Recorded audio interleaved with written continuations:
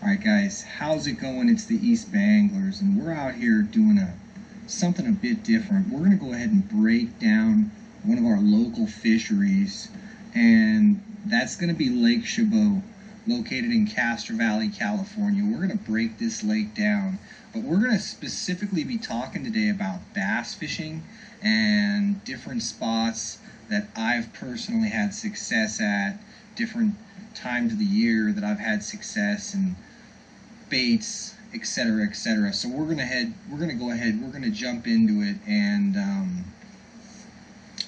we're gonna start talking about it. We've got a map in front of us. All right, guys. So right off top, you're gonna notice that the map is got circles.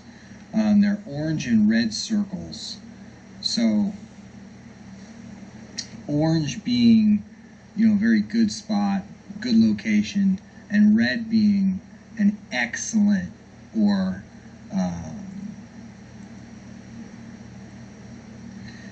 and red being an excellent spot or an excellent location. So the first thing we're going to do is we're going to talk about this in sections. There's the West Shore Trail, there's the East Shoreline Trail, and there's also the Bass Cove Trail in the back. So we're going to go ahead and we're going to talk about all three of these. The first one we're going to talk about is we're going to talk about the East Trail. So we're going to talk about first the East Shoreline, the east side of the Lake Chabot. Specifically, the first dock that you come across on the right-hand side of that dock of the T.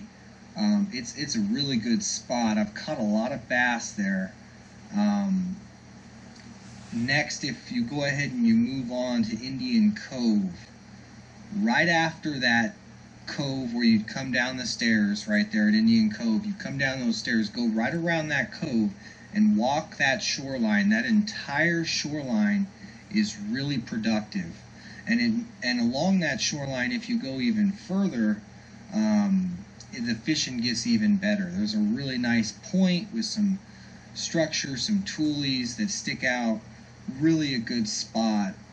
And this is going to be right next to Bullfrog Landing if you're looking at the map. So that east side, we're talking about the east side now. Catfish Landing. There's a cove right there, and if you guys look on the map, that cove does have a red circle. It is an excellent spot, all the way from pre-spawn all the way to post-spawn. So you're gonna definitely have good fish in there. This spot's really good pre-spawn, spawn, and even through the post-spawn. It's really productive, so go ahead and give Catfish Landing a try. If the Cove specifically, if you haven't, for bass. Now, if you move along a little bit, we're going to come across Raccoon Point. Now, along the point on the left-hand side, if you work that bank, it's extremely productive. Now, on the right-hand side of the bridge, the dock right there, the Raccoon Point dock on the right-hand side, in the corner right there, and off the tee, for some reason, really productive. Catch a lot of fish in that little corner and on that little pocket. So, we've talked about all the... Alright, now across from Raccoon Point, over in the Honker Bay area, there's some really good fishing. If you guys follow the map and look at those red circles, there is some excellent fishing. There's a lot of toolies, and if you follow it down all the way across, it's littered with circles because that entire area is filled with structure. It's got toolies. It's probably the most structure in the whole lake. The rest of the lake, there's really not that many. Alright guys, so if you haven't fished on the opposite side of Raccoon Point, the opposite side of Catfish Landing, even Bullfrog Landing on the opposite side right there that leads all the way up to the point, that's some really good fishing. The point itself that's right across from the island, the Live Oak Island, that's restricted, but man, that point right there, or even around the island itself, if you look, they're on the backside. You know, I've had some success. I've done fairly well and caught some good sized largemouth out of those areas. So we've pretty much covered the east side of the lake. Right now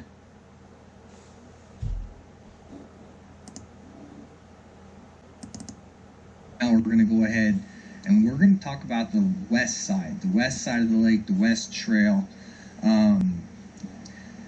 Particularly right there at the first dock. As soon as you go, it's the disabled, the handicap dock.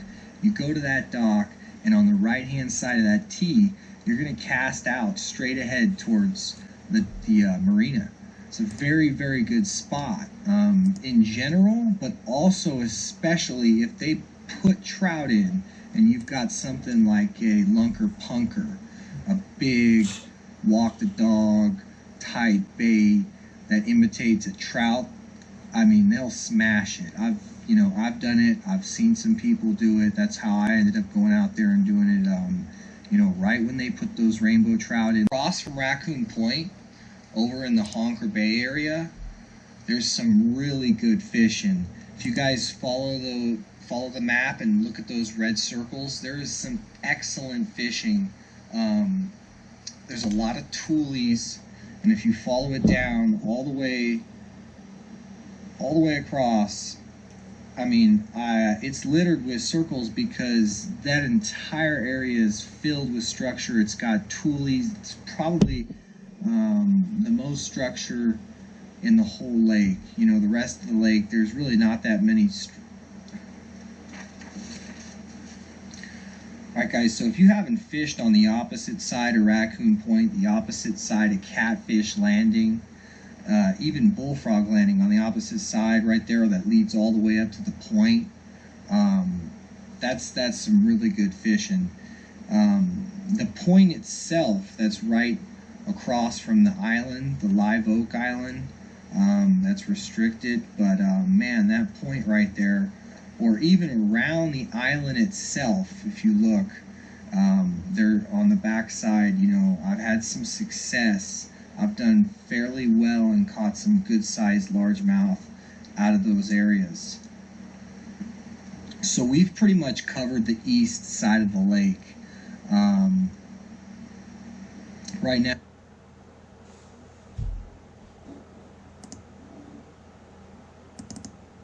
we're going to go ahead and we're going to talk about the west side of the lake, the west trail.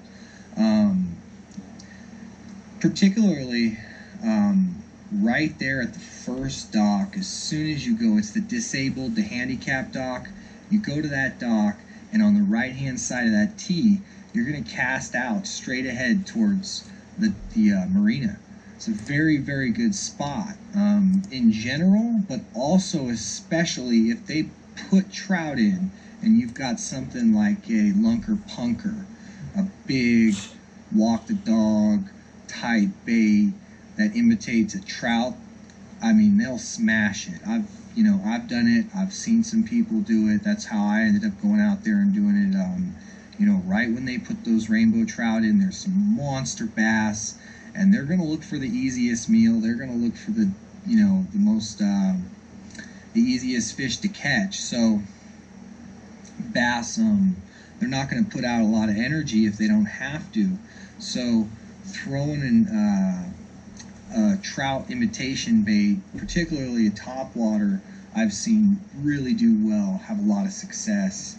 That's a really good spot if you guys want to also just throw like a Carolina rigged worm or a Texas rigged worm or a wacky rigged Senko.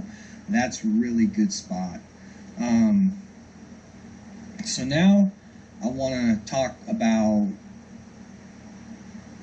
the east side of the lake, specifically when it comes to baits. I really like to use jigs, and I like to use wacky rig Senkos And I like to use Texas rigged worms, Carolina rigged worms. Alright guys, so now we're going to go ahead, we're going to talk about the west side of the lake, the west shoreline, particularly Coots Landing. To the left of Coots Landing, there are some really good spots to bass fish, right there in the cove. One's next to the dock and one's next to the cove, but now if we move on, we've got Alder Point. Now all along that, from the sticks, which is right there in that cove prior to Alder, and through Alder, there's some really good fishing, some really good bass fishing, some really good cat fishing. So that area particularly, you know, I fish it with jigs a lot. Alright guys, next we're going to talk about across from Alder Point over by Half Moon Bay. There's a really good kind of a cove in there. It's not a full cove, full-on cove, but it's just enough of an indentation. I've caught a lot of fish there, especially pre-spawn and spawn. Caught them there.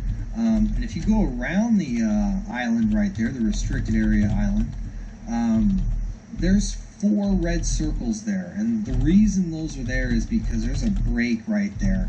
And those fish just sit and hold. I've caught and I've seen more fish in that area at one time than any other place in the lake ever before. It was just, it can be full of life sometimes, and you know, everything from bass. I see catfish in there, bluegill, sunfish, you know, everything's in there. So shiners, silverside minnows.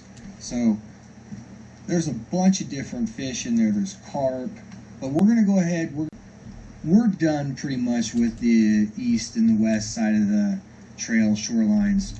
So we're pretty much done. We've talked about the east, we've talked about the west shoreline. Now we just have to talk about the back of the lake around Bass Cove Trail. This area can be really, really productive, guys. I can't say enough good things about it. It just straight up holds a lot of fish consistently. So you can go there and you can do good consistently. You know, it's good when a lot of the lake is tough. When the lake gets tough and the bite just shuts down, I mean, that area is gold. It gets a lot less fishing pressure in general, and that allows for just better fishing, consistent, better fishing. You know, one of the other areas I'm really fond of is right across from Raccoon Point and Catfish Landing, those toolies. I mean, you know, it's just they get a lot more pressure than Bass Cove. So keep that in mind. You know, when you're fishing, everybody's going to be fishing that stretch right there across from Raccoon Point and Catfish Landing. Not everybody's going to go all the way back to Bass Cove and hit that stretch right there. So that's really a productive spot. And even across from that, there's some good spots. There's some coves. There's 2 coves, and you know, they're pretty good spots. I've seen an 8 caught there. One time I found like a 7-pounder floating, you know, just a dead floater. But yeah, in general, you know, good fishing there. Low pressure, and you know, lots of structure, lots of habitat. That's where John Walton threw in all those Christmas trees, trying to make the habitat, give these fish structure. They'll hide in it, they'll stay tight to it sometimes. One of the most important things to remember is each spot on this map is seasonal, so there are times when it may be more productive than other times. Just keep that in mind. In general, I hope this helped you guys. I hope this helps you guys in general catch more fish, get on some more fish.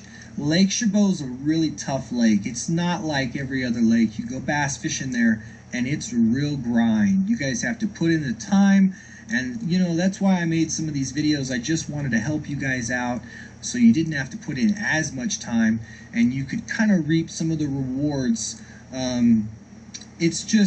It's a heck of a fishery. It can be the best on certain days, and It can be the worst on other days, but in general, Lake Chabot has a good, healthy population of Florida strain largemouth bass, and that's really key, guys. That's what makes those fish grow huge, the Florida strain. Now there's some northern strain in there as well, some northern strain bass, which are, you know, just regular largemouth. So they've crossbred with some of the Florida strain, but there's some pure strain in there still. So there are still some pure Florida strain largemouth bass in Lake Chabot, and the potential for them is to just grow huge. The only other place I know of that's got Florida strain bass in California is Rancho Seco over there, and I think it's around near Ione, California. So over there at that nuclear power plant, guys. I hope this helps. I hope this helps you catch more bass. Stay tuned for more episodes. Thanks for watching. Thanks for listening.